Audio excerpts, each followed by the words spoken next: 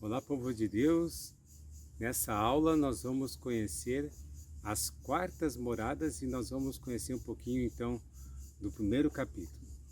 Antes de nós entrar no texto propriamente dito, é importante nós levar em conta algumas considerações. A primeira delas é a situação em que está Santa Teresa, no qual ela escreve essas quartas moradas. Ela está fazendo uma viagem, ela está indo de Toledo, onde ela estava, até Ávila. E ela está indo para fazer algo muito importante, que é passar o mosteiro sob a jurisdição do bispo. O que aconteceu? Aconteceu que o núncio, que era um núncio santo, como ela diz, que favorecia muito os descalços, morreu.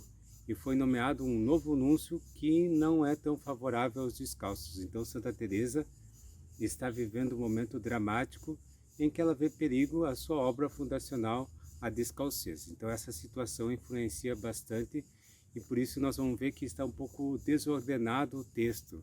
Ela vai ter várias digressões que ela vai voltar e por isso às vezes nós temos uma dificuldade de compreender. Outro elemento importante que nós devemos levar em consideração é que aqui começa as moradas místicas e ela começa a falar, como ela diz, de coisas sobrenaturais. E então temos já a dificuldade de comunicar, de dar a entender essas coisas que são sobrenaturais.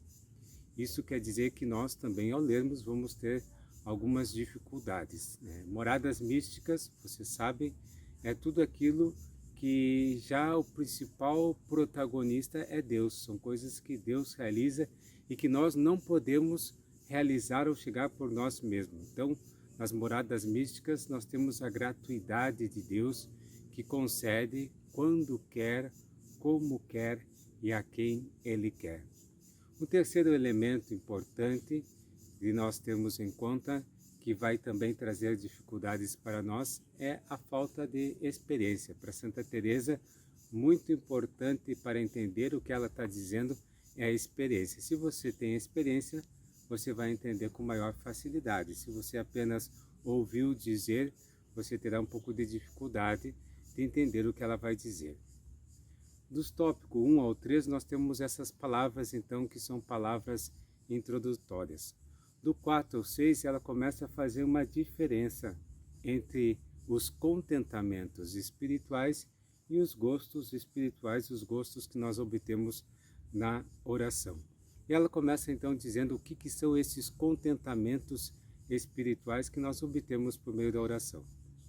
Primeiro, podemos adquirir por nossa meditação e por nossas súplicas. Ou seja, é algo que, utilizando das nossas faculdades mentais, nós podemos alcançar. Sobretudo, é aquilo que nós podemos alcançar por meio da meditação. Claro, sempre com a ajuda de Deus, mas entendido aqui que o principal protagonista somos nós, o ser humano que se coloca em meditação.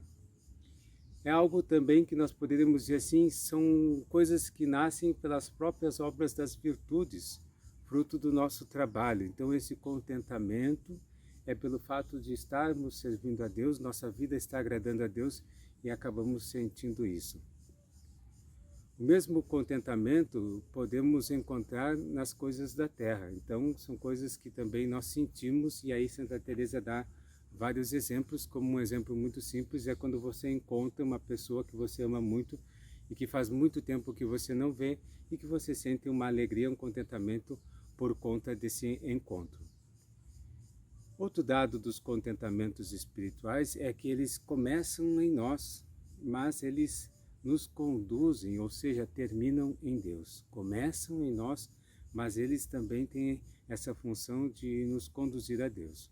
Um exemplo muito simples para nós entender os contentamentos espirituais. Imagine que você pega a palavra de Deus e começa a ler a narração da paixão do Senhor. E você se emociona, você se comove e você se sente atraído a servir mais a Deus.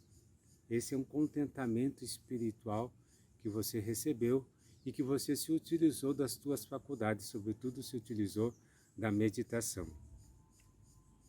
Mas é importante, aqui que Santa Teresa quer nos ensinar, se Deus nos mover a alguma coisa diferente, a algo a mais, nós podemos e devemos deixar a meditação e não ficar insistindo naquela prática, porque ainda é uma prática iniciante, ainda é algo que se refere ao início da vida mística. No segundo momento, então, ela começa a dizer um pouco dos gostos de Deus, e ela começa dizendo que começam em Deus e são sentidos na nossa natureza, e utiliza um versículo bíblico para falar dos gostos que dilatam o nosso coração. O que acontece? Aqui Santa Teresa interrompe o que ela está falando e vai voltar posteriormente, já no segundo capítulo, ela vai esclarecer um pouco melhor o que são esses gostos de Deus. Então nós também vamos interromper aqui e vamos voltar depois. Do item 7 ao item 14, Teresa então começa a falar sobre a substância da oração e também falar de um tema muito importante que são as distrações na oração. O importante na oração, então, para Santa Teresa, não é pensar muito, mas sim amar muito.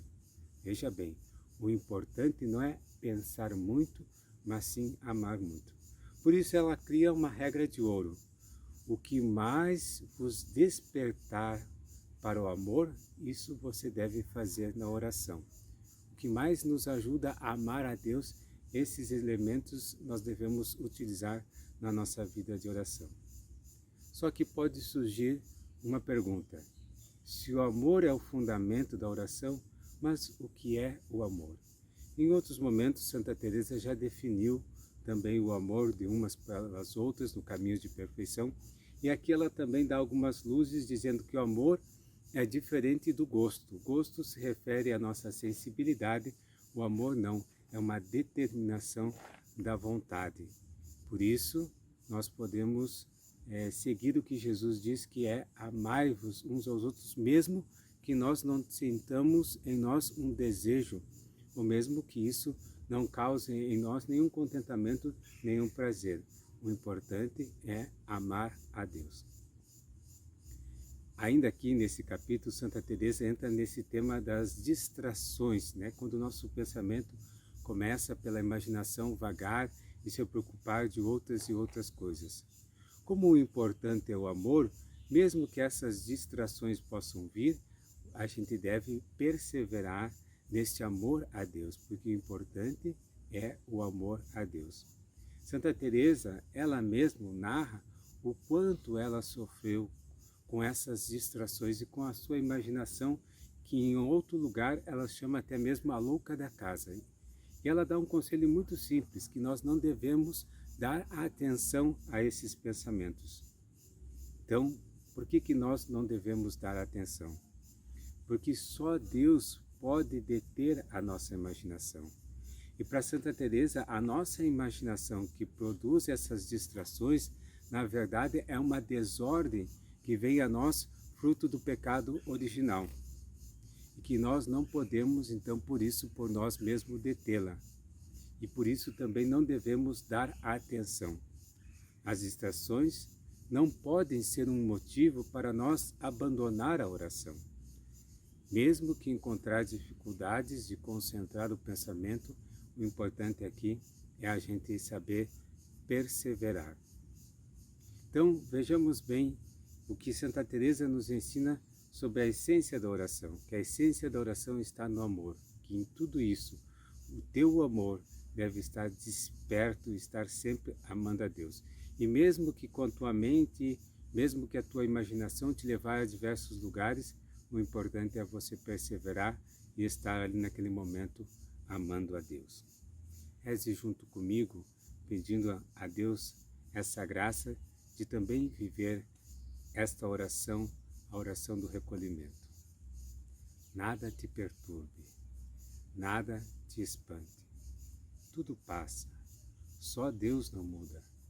A paciência tudo alcança. Quem tem a Deus, nada lhe falta. Só Deus basta.